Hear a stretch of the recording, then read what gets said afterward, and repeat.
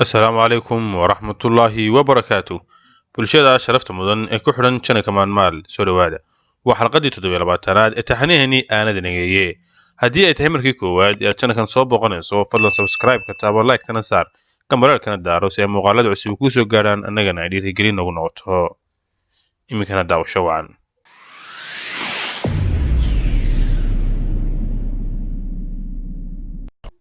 sidii la isku ogaa galabtii xigtay oo jimco ahayd raaga waxa uu yimid guriga xaaji guure oo ay ku sugayeen isaga iyo laba kale warsameyn caawale wargeliyo berrina ay afartoodani isu raacaan ayay ku heshiiyeen galabtii taa ka dambaysayna waxa ay martay sharaf u ahaayeen saddexdii oday ee maalintii hore raaga ku soo hungoobay oo uu weheliyo deeqa walaalkeed oo ah cawil waa isla gogashii waa isla ujeeddadii waana isla raggii haddana niyad wanaagii maalintii hore raaga lagu qaabilay galabta meesha kama muuqdo maxaa jira gabadha inaan idin siino waanu jeclayn guurse waa calafe waxaana soo gaadhay adeerkeed inuu sacuudiga ku bixiyey oo nin xaggaa jooga siiyey doraad bay ahayd buu yidhi markii aad inanka soo farteen inaannu soo raacno goormo ayaa markaa gabadha la bixiyey ilaahay baa ina asturay ee haddaannu daraato idin siin lahayn waynu ku wada ceeboobi lahayn shalay tadan ayuu teleefon ku soo warramay odaydii martida ahaa lugooyada ku dhacday iyaga oo ka xun ayay is eegeegeen laakiin raagee xanaaq welwel iyo yaab dartii ayaa neefta ka soo bixi laada waxbaa qaldan maxaa qaldan ninaan aniga ahayn yaa deeqa siin kara balnacda shan kale koofiyadaha xumxumay waxay ku hadlayaan dhegaysta shaahiinna alla gub nin sacuudiga jooga ayaa laysiiyey kulahaaye iyadii maaday waxaan maxay ka og tahay maxay ila soo socodsiin weyday miyay madiideeyeen madiido oo horta madiidadu ma jirtaa miyay qasbeen imka guriga ma joogtaa meeday waxa uu damcay inuu iyada weydiiyo amaba uu qudhiisu u yeedho maya taasi waa fudayd ha degdegin istaji oo waxubso mashaqada ku hor taalla maskax ku maamul adeer deeqani kale oo la siin karaa ma jiro annaga ayaa isjecel heshiisna ku ah inaannu isguursanno idinkana sharfidii qadarin ayaannu idinku nimid ee mid leeg noo muujiya miyaad qasbaysaan inanta ma waqti hablaha guur aanay rabin lagu qasbo ayaynu joognaa wuu xanaaqsan yahay oo waa la arkaa weligiiba se ha xanaaqo yaa dan kale waxaan edab lahayn baatay annaga hanagu dhihin gabadheenna anigoo aan idin weydiisan baan guursan karaa ina gumeednimada laguu sheegayo ayaa dhab ah ee nin gobahay waxaas kuma hadleen sidaas ayay odayaashu ku fakereen aw ciise oo sidii caadiga ahayd qolada martida loo yahay afhayeenuu ah ayaa ku jawaabay raage hadalkaas aadna tiri iskuma lihin gabadhana lamaad dhalin ee waadna weydiisatay wax surtoobi waaye ayayna noqotay gabdhuhuna way badan yihiine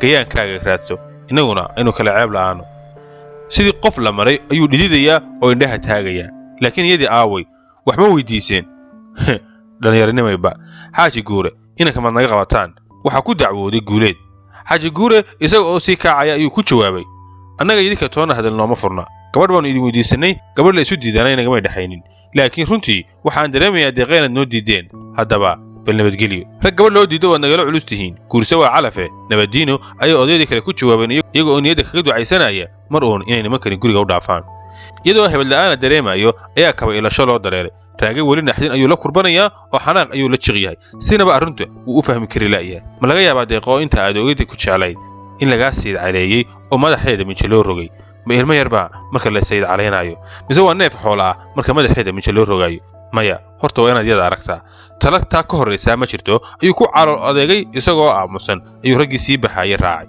intii uu kaba haylanayay dhegihiisa iyo dhaayihiisu waxa ay u nuglaayeen maqal iyo muuqaal wax deeqa ku saabsan laakiin bikeeri kajada ku kala jabay sanqadhiisa mooye cid aan ragga uu ka soo akacay ahayni inay guriga joogaanba lama moodo xaaji guure iyo labadii nin ee kale jacaylkan gawracu saaran yahay may arkaynin ee waxaa la weynay foolxumada ku soo dhacday raage ayay ku hiifeen in uu u geeyey gun aan qowl lahayn oo ay ku sharaf waayeen laakiin isagu weli wuxuu garan la'yahay sida ay wax yihiin ninka deeqa bixiyey ee la sheegayaa ma markii aan anigu doonay ayuu ogaan ugu beegay waxbaa khaldan buu yidhi malaha waa beentooda marmarsiyo ay kugu diidaan ayay ka dhiganayaan oo maxaad ka galabsatay oo ay kugu diidayaan ma xoolo la'aan daraad soo kuwii sida fiican kuula hadlay ee weliba u dhowaa inay gabadha ku siiyaan maya horta waa inaad iyada degdeg u aragtaa isaga oo ciil la liita ayuu gurigiisii tegey wax kale oo ay maskaxdiisu ka fakeri kartaana may jirin dhan walba markuu arrinta ka eegay waxa uu niyadda isugu dhisay sida aad moodayso inaanay xaaladdu u xumayn deeqa inay ku jeceshahay waad hubtaa dadka badankooduna maanta iyadoo aan la isa siin ayay isguursadaan marka maxaad isla waalaysaa warsame isagunba isceebeeyey kuuma diidi karo nin sacuudi iyo meel daran jirana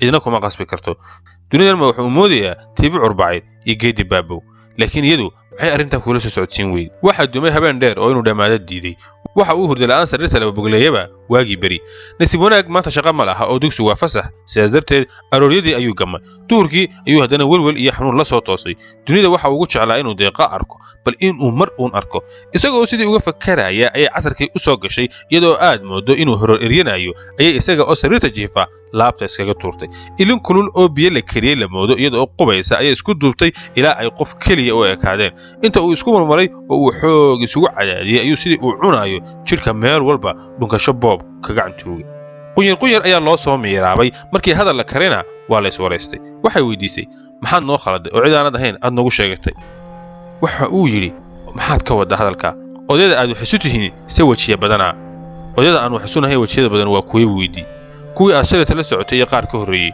kuwii aan shalay la socday gartay ee kuwa ka horreeyey waa kuwama 3 daraato aabbahay u yimid oo maxay rabeen waxay u sheegeen inaanad reerkooda ahayn aadan aflow markii uu tilmaanta warsamo qaatay baadidoon ayuu galay ilaa uu soo ogaaday inuu kii u malaynayay ay ina indhayra dhashay uu yahay laba kale oo noociis ah ayuu ka haystay waxayna warsamo u sheegeen inay maqleen nin raaga lagu magacaabaa inuu gabadh ka doonay kaas oo qoladu ay iyagu yihiin sheegtay waxayna ugu warrameen xamar waa magaalo weyn oo qof walba cidda uu doono uu sheegan karee iyanaan ku khaldamin way jirtay rooble oo annaga ahi ninkaas inuu soo korsaday markii u weynaadana dunida iyo dadka ilaah ayuu dhinaciisa ka raacay marka haddii aad gabadhaada siinaysid dee iskaa u sii laakiin ogow inaannu annaga ahayn nagana dhalanin wixii uu cid yeelo annagana looma yimaado wixii isaga la yeelana annagana lama yeelin isla markaaba oday warsamo xasuustiisa waxaa ku soo noqotay raaga inuu shalay kelinimo ugu yimid markii odaya inuu soo kaxistay laga codsadana inuu wejigabax ku dhacay marka wax laguu sheego ayaad wax garata ayuu ku fekeray deeqa qudheedu waxa ay xasuusatay sidii uu u necbaa inuu haybtiisa sheego raage deeqa waxa uu weydiiyey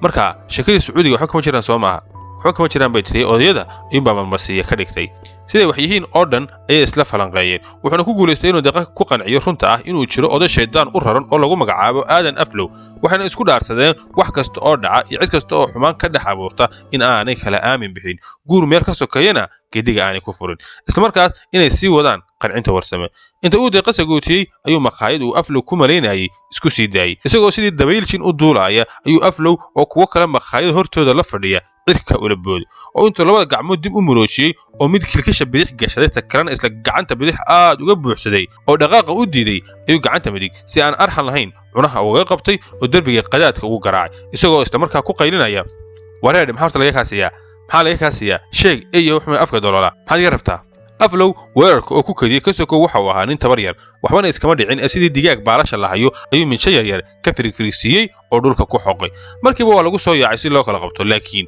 durbo waxaa la arkay aflow oo miyiri la'aan dhulka daadsan mashaqadii galabtaa dhacday maalin dambe ayaa laga garnaqay raage waxaa lagu xukumay waxyeeladii uu odayga u geystay inuu qoon ka bixiyo laakiin isaga qaladka laga galay loogama garaabin xaalna lagama siinin nin nasabadiisa la duray waa foolxumo weyn laakiin raage haddii aad nasabnimo dan ka leedahay tolka ayaad wax la qaybsan lahayd hadal iyo murti hawshaa waa lagu raacayaa wixii qaldamayna waa la saxayaa adigana maanta kadib dood deeq iyo diriir mid walba halka lagaaga baahan yahay ha lagaa helo taladaa diiday iyo yeelay midna isaga lagama maqal haddii wixii lagaa qaday laguu saxayo afkaaga hayso ayuu ku fekeray mar kale ayaa warsamo wadajir loogu noqday lagana raaligeliyey khilaafka lagula soo galgashay dabadeed raage waxa uu gudagalay tabaabusho aroos qarashka arooska iyo hadhow wixii reer lagu yegleeli lahaa markii uu xisaabiyey waxa ay noqdeen buur dheer oo aan la fuuli karin lacag badan oo aflo loo xukumayna waa laga rabaa hawl adduun baa ku soo hamaansatay mushaharkiisu ma aha wax macno leh oo xataa kirada iyo noloshiisa ku filan waxa uu talada rogrogaba lama horaan waxa uu noqday caws jiilaan nin guursaday xunsho xoolamoodii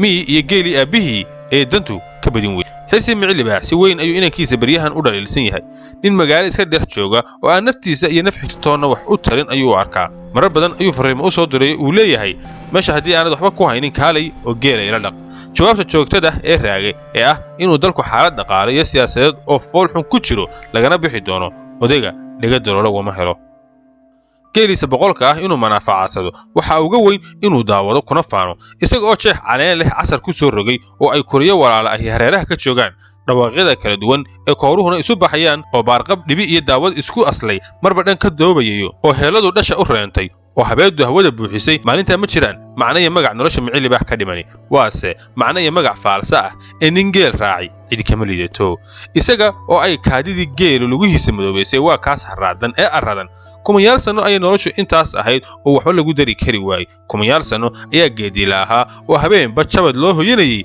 haddana dib looga hayaamayay waxaa jira dad habnololeedka sidaas ah weli difaacaya waa maxay aayaha laga dhaxlay ee loo difaacaya intii aadamigu ka kala qobnaa ee qolo waliba waxa ay qabtaa iyada u gooni ahayd geeljirinimadu ha iska sirci badnaato ha iskana dambayse waxay ahayd nolol ninka aan wax kala aqoonin ku filan laakiin markii uu xayndaabkii ummadaha ku kala xeernaa burburay nin raalli ku ah cad iyo caano geel walee wax badan qayrkii gunnimo uu ugu gurguuran waa hubaal haddii aan laga bixin Soomaaliya inay noqon doonto zoo loo soo daawasho tago jiritaanka ummadeed waxaa shardi u ah horumar joogto ah horumarkana waxaa shardi u ah dhaqaale hagaagsan dhaqaaluhuna wuxuu hagaagsan yahay marka uu wax soo saarku ka badan yahay baahida haddaba waa maxay horumarka geel raacasho laga samayn karaa maskax quus ah oo rajo dhigtay iyo indho ilayska mustaqbalka ka daboolan oo kaliya ayaa geeljirinimo difaaca laakiin soo wax la yaaba ma aha raaga xaaladda uu sidaas u dhaliilayo inuu haddana ka maarmi waayo oo gacmaha hoos dhigtay maya haddii la og yahay isla markaana uu jiro geeljire aan magaciisa qori aqoon oo nolosha ugu wanaagsan xamar kaga nooliyay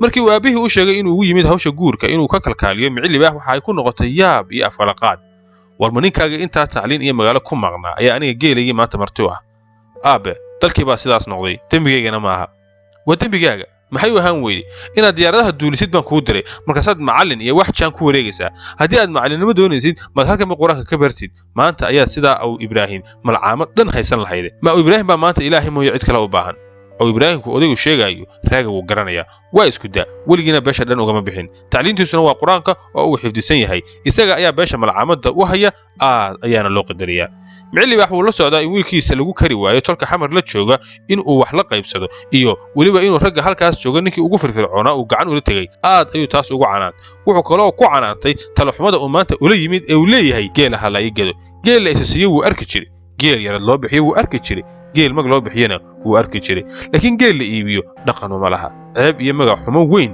ayuuna u arkaa wax badan ayuu codsiga raagay hadba geel iskaga xoqay laba habeen ayuuna seexday isaga oo aan jawaab cad bixin laakiin raaga wuu yaqaanaa sida aabe reer miyi ah loo maalo wuxuu u faaleeyay quruxda deeqa dadnimadeeda iyo cidda ay ka dhalatay gobonnimadooda wuxuu ku sheegay naag kun lagala baxo oo ay rag badan u baratameen ugu dambayn waxa uu ka helay 3 tulidood oo markii uu gaday qiimo wanaagsan u gooyey wuxuuna xamar kula soo noqday farxad iyo rayn mar haddii uu gacan qabsi helay waxa waqti isaga lumiyaaba waa macna darro markiiba waxa uu galay qabanqaabo aroos qolkii wuu ka baxay guri qabyo ah oo 2 qol dhisan yihiin oo aan kii hore ka fogeyn ayuu kireystay guurka kii wax la isu hadoodaliyo ayaa lacag iyo alaab lagu kabkabaaye haddii uu meesha jacayl jiro hadda waxa la hayo ayaa lagu meel maraa markii uu lacagtii aflow loo xukumay iska bixiyey xoogaa yar oo uu yarad ahaan u qorsheeyey ayaa u soo baaqday warsame inuu ka qaato iska daayo uu kula yaabay isagoo kula kaftamay Saudi iska dhigay nin casri ah oo dhaqanka intiisa cuni intiisa wanaagsan kala hufaya aniga yarad waxa igu filan deeqa oo nolol ay ku faraxsan tahay ku noolaataa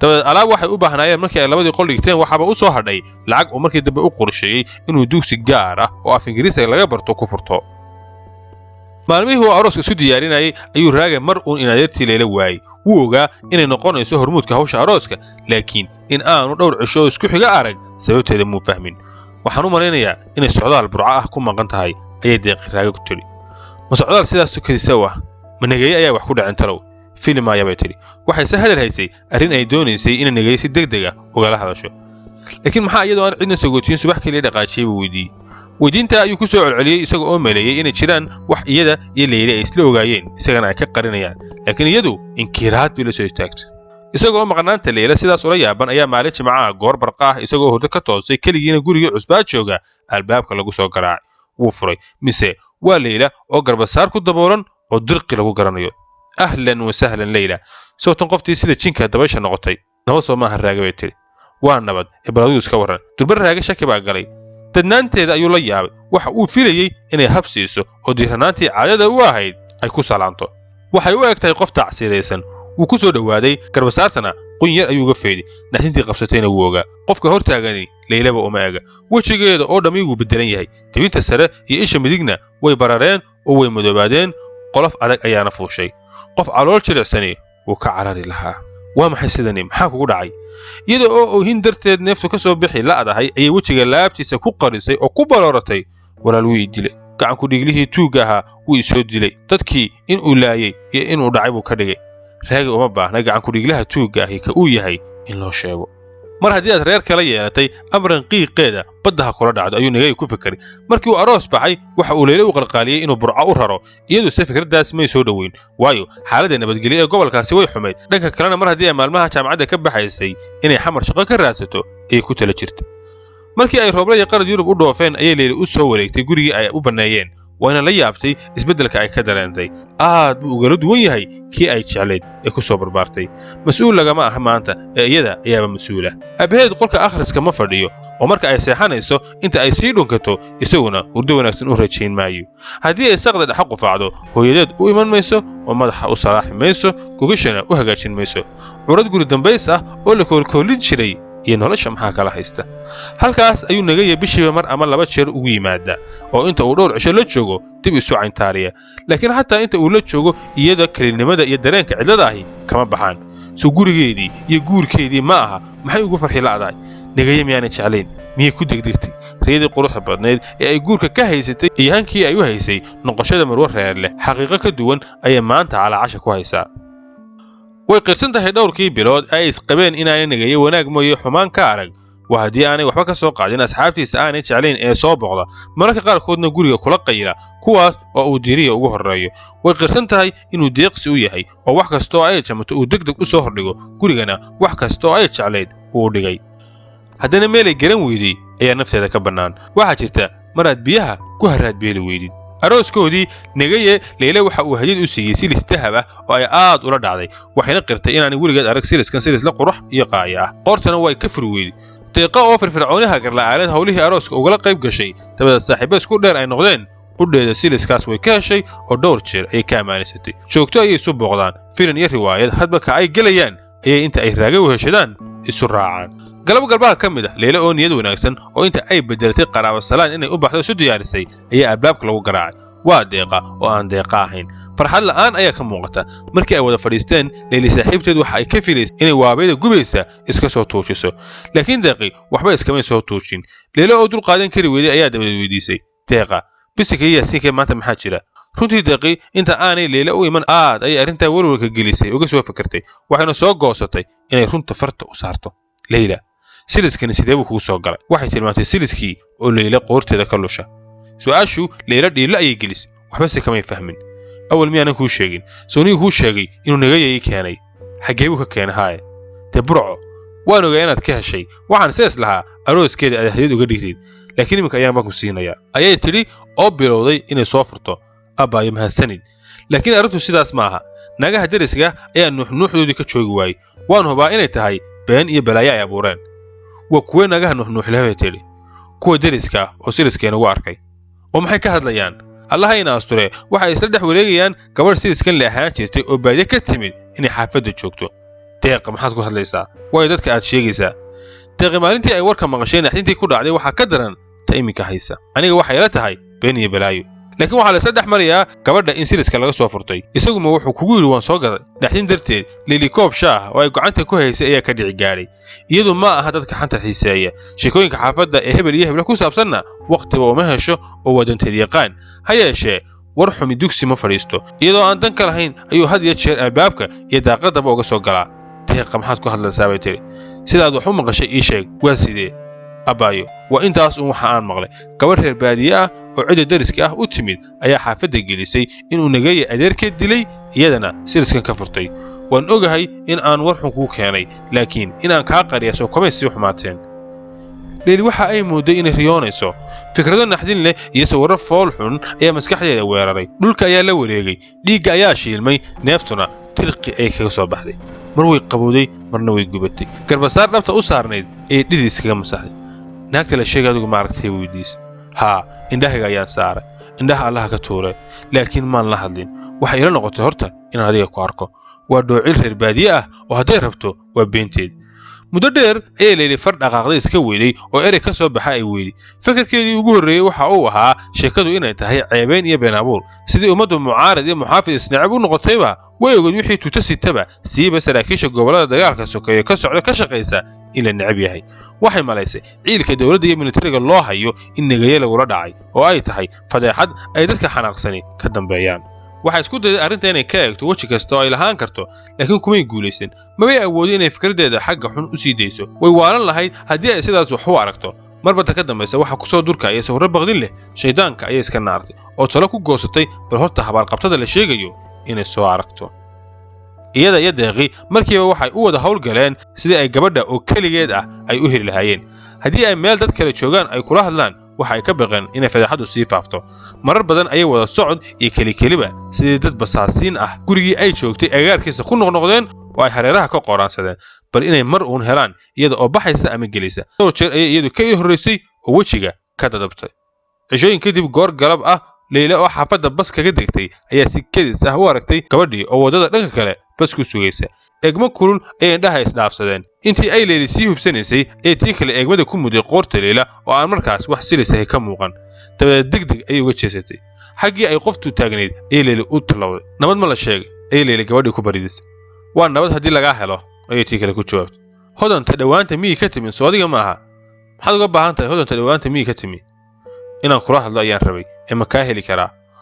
hodan waxay jeclaan lahayd inay naagtan hortaagan ku aragto siliskeedii ay maalmaha hore ku aragtay si ay ugu boodo oo ay wejiga uga diirato timahana u jiijiido ciidana ugu camusto dabadeed uga furato. laakiin marka waxay samayso way garan weyday. waxay Leyla doonaysa inay kala hadashana way fahmi weyday. waxay malaysay inay xantii gaadhay. taasina waxay ku abuurtay baqdin ay ka qabto in iyada iyo reerka ay la joogtaba xabsiga lagu guro. maxaad igala hadlaysaa inaga dhexeeya bay weydiisay. Leyla ayaa la yidhaahdaa. waanan hubaa inaad i taqaanid. guriga keliga ayaa jooga. waxaana jeclaan lahaa inaad ii raacdid. waad og tahay inay jirto arrin muhiim ah oo ay tahay inaannu ka wada hadalno. ma jirto waxaan ka wada hadlaynaa bay tidhi. waxaa laga yaabaa taasi qudhaada inay dan kuu tahay. in meelaha la iska necbaado waxaa ka habboon in wax laysu qabo oo laysu sheegto. waxaad iga tirsanaysaa haddii ay jiraan. waan hubaa inaan kaa qancin karo ee raac. hodan sawirkii nageeye ayaa mar kale hor yimid. in la dabayo ayay u malaysay. hadalka Leylana dembi la'aan ayay ka yar dhadhansatay. dan baan u socdaay waxaad haysid iminka soo daabay tidhi. dad waaweyn baynu nahay. dariiquna ma aha meel lagu wada hadlo. haddii aad wax iga tabanaysid adiga ayay ahayd inaad ii timaadid oo adiga la hadashid. haddii sidaan anigu isxilqaamay ha igu diidin ayna keen bay tidhi Leyli. ninkaagii sooma joogo way weydiisay. maya dhulkii uu ka shaqayn jiray ayuu ku maqan yahay. wax dhib ahna la kulmi may siday raacbay tidhi. inkasta oo sidaas wax loo sheegay haddana hodan tegista gurigaasi waxa uu la mid ahaa waraabe ay godkiisa ugu gashay. sidaasoo ay tahay way raacday. markii ay habeeniseed xamar ugu timid way ka xog la'ayd waxa uu qadarku u sii qoondeeyey ee ah inay magaalo ay boqolaal kun ay ku nool yihiin siliskeedii ku arki doonto.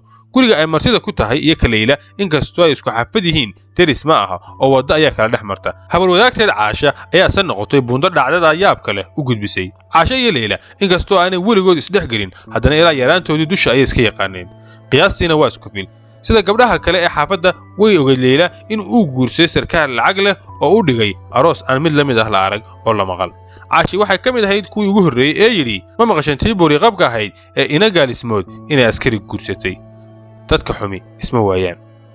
isla bariyahaas guurku dhacay waxaa kaloo la ogaaday sarkaalku inuu ka mid yahay kuwa gumaadka ka wada gobollada waqooyi ee dalka. markii ay hodan timid ee balaayadii tuulada ku dhacday ay ka shakeysay waxa ay magacooday sarkaalkii dhacdada hogaaminayay oo markaa kadib caan noqday.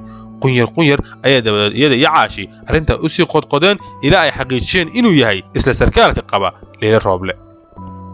maalin dambe Caasha iyo hodan oo suuqa bakaaraha ka adeeganaya ayaa Caashi meel ka yar dursan ka aragtay Leyla oo iyaduna adeeganaysa oo miis qudaar lagu gadaayo ku foorarta. inta ay hodan hoosta ka gujisay ayay ku tiri ma aragtaa gabadha dheer ee diraca huruud ah gashan. haa bay tiri waa Leyla Rooble waxaaskii nageeyey.